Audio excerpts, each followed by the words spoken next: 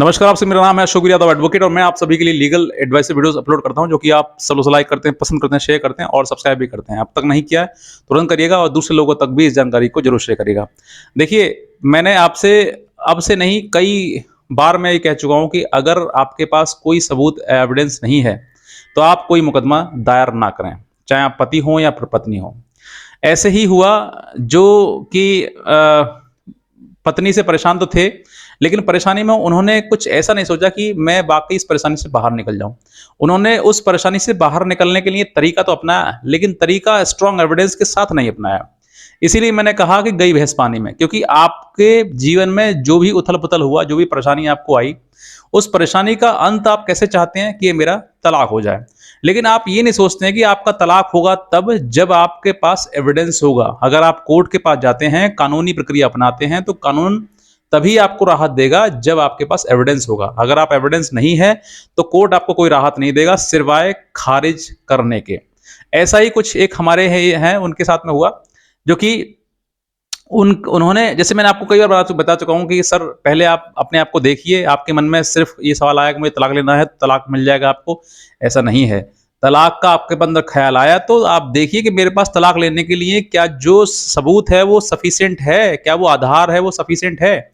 क्योंकि बहुत सारे ऐसी चीज़ें कि सर मेरी अनबन हो रहती है, मेरी बनती नहीं है, इसलिए मैं तलाक चाहता हूँ। मेरी पत्नी मेरे घर में खाना नहीं बनाती है, इसलिए मैं तलाक चाहता हूँ। सर वो दूर रह रही है मेरे से, इसलिए तलाक चाहता हूँ। वो मेरा कहना नहीं मानती है, इसलिए तलाक चाहता हूँ। अरे भाई साहब, इन सब बातों से तलाक नहीं मिलेगा। ये एक फैमिली मैटर है और ये छोटी-छोटी बातें हैं जिसमें आप इन तलाक, अगर छोटी-छोटी बातों पर तलाक लोगे तो हर घर में एक तलाकशुदा हो जाएगा।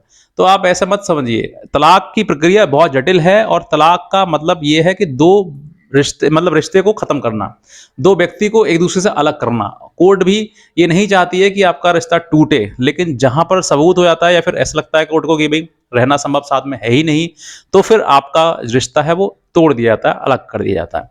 अब बात करते हैं कि मैं किस केस की बात कर रहा हूँ जिसमें ऐसा हुआ कि पति हार गया अपना केस। कैसा हुआ?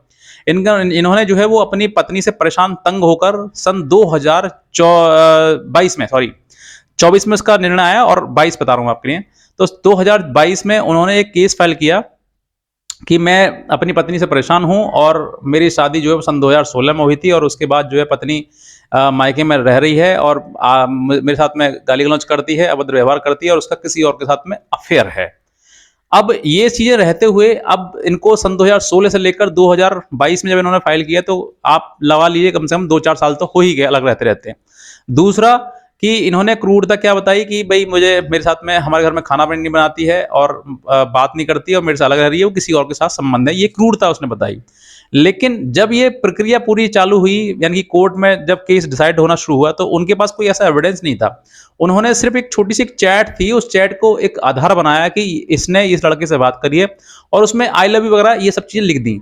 तो ये सब चीज़ें क्या एक सफिशिएंट एविडेंस है? क्या इस चैट के आधार पर कोर्ट ये निर्णय दे सकती है कि हाँ भाई इनका संबंध है, किसी के साथ में अफेयर है, इसलिए इनको अलग कर दिया जाए? नहीं। ये एक बहुत ही साधारण सी बात है। उसने ये कह दिया कि मेरे साथ में ये हुआ ही नहीं है, ऐसा मेरे साथ कोई मतलब ही नहीं है। अब लड़की ने ये बयानों में ये कह दिया, उसके बाद लड़की जो है वो, लड़का जो है वो कहते कह रह गया कि सर ये इसकी चैट है, ये इसी ने किसी साथ में करी है। तो छोटी सी बात को लेकर आप कोर्ट तक पहुंच गए और आपने इतना लंबा सफर एक दूसरे से अलग बता दिया। तो ये अपने आप में, मतलब क्रूरता तो हुई हुई, लेकिन दूसरी दूसरी क्रूरता पति के द्वारा पत्नी के ऊपर हो गई कि भई आपने ऐसा कृत्य क्यों किया।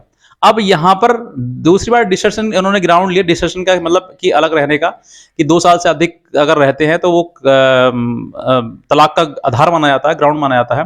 तो ऐसे में ये बात साबित भी नहीं हो पाई कि इनका जो है वो 2 साल से अलग है। और 2 साल से अलग क्या है, कारण बताया उन्होंने कि कोर्ट ने ये माना कि पति ने ही अपनी पत्नी को त्याग रखा है। अब ये बात और मोहर लग गई इस पर कि पति ने पत्नी को त्याग दिया है।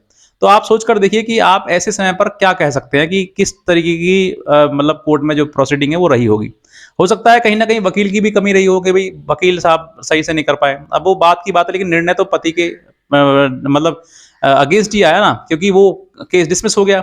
अब जो है, अब केस डिसमिस हो गया तो आप सोचकर देखिए कि तलाक के लिए आपने प्रक्रिया अपनाई और तलाक भी आपका हुआ नहीं और मोहर और लग गई कि आपने उसको त्याग रखा है। तो ये चीजें आपको समझनी है कि मैं आप बार-बार आप आज फिर आपसे ये कह रहा हूं कि अगर आपके पास एविडेंस नहीं है और आप तलाक लेना चाहते हैं, तो तलाक के लिए पहले एविडेंस इकट्ठा करिए। एविडेंस नहीं है तो तलाक 100% नहीं होगी, 100% खारिज होना है। और बाद में वही होगा कि वो बस उल्टे बाप पैर जो है वापस घर को आओगे और बाद में कहोगे यार कोर्ट हमारी सुनता नहीं है।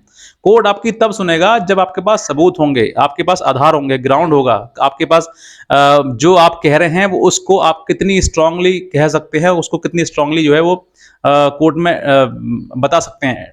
तो ये चीजें आपको प्रेजेंट करना भी है। प्रेजेंट नहीं कर पाएंगे अच्छे से तो आप अच्छे से मतलब साबित नहीं कर पाएंगे और फिर आप जीत नहीं पाएंगे। तो ऐसे समय पर आपको ये सोचना है कि मुझे अपनी बात जो मैं कह रहा हूँ, जो एलिगेशन लगा रहा हूँ, क्या वो प्रूफ हो रही है? अगर प्रूफ नहीं हो रही है तो आप नहीं जीत पाएंगे। तो इसीलिए मैं कहता हूँ, बार बार ये कहता हूँ कि आप एविडेंस इकट्ठा करें तभी तलाक का केस डालें। तलाक की प्रक्रिया जो वो सरल नहीं होती है, बहुत जटिल होती है और हर व्यक्ति इसको पूर्णतः मतलब कर भी नहीं पाता है। बहुत ज्यादा केसेस जैसे कि फटाफट आपकी लड़ाई झगड़ा हुआ, आपने फटाक से केस डाल दिया, तो हो सकता है आपने आप वकील ने आपको बताया हो कि भाई तलाक का केस डालो, लेकिन आपने वकील साहब से ये नहीं पूछा कि मेरे को तलाक का मैं डालता हूँ, तलाक हो जाएगा? कितनी % गारंटी इसमें तलाक होगा? तो ये चीजें आपको अपने केस के द्वारा गो थ्रू होंगे तो पता लग जाएगा कि हाँ इसमें इतनी चांसेस हैं, इतनी पॉसिबिलिटीज हैं कि आपको डाइवोर्स मिल जाएगा। वरना अंत में यही होगा कि आपका समय, पैसा और जितना भी एफर्ट्स आपने लगाए थे वो सब बर्बाद जाएंगे और बाद में एक ही आपको आदेश मिलेगा कि केस हैज बीन डिसमिस्ड।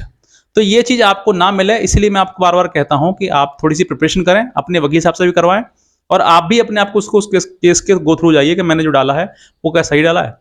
अगर आज भी अगर आपके केस में कुछ कमी है और आपको टाइम है कि भाई अभी जजमेंट नहीं हुआ है, तो आप आज भी अपने केस की कमियां दूर कर सकते हैं, क्योंकि आपको कोर्ट कानून जो है वो सीपीसी के द्वारा जो है आपको ये सुधारने का आपको मौका देता है और आप उसमें अपने केस में सुधार कर सकते हैं अगर किसी प्रकार की कोई कमी कर रखी है तो।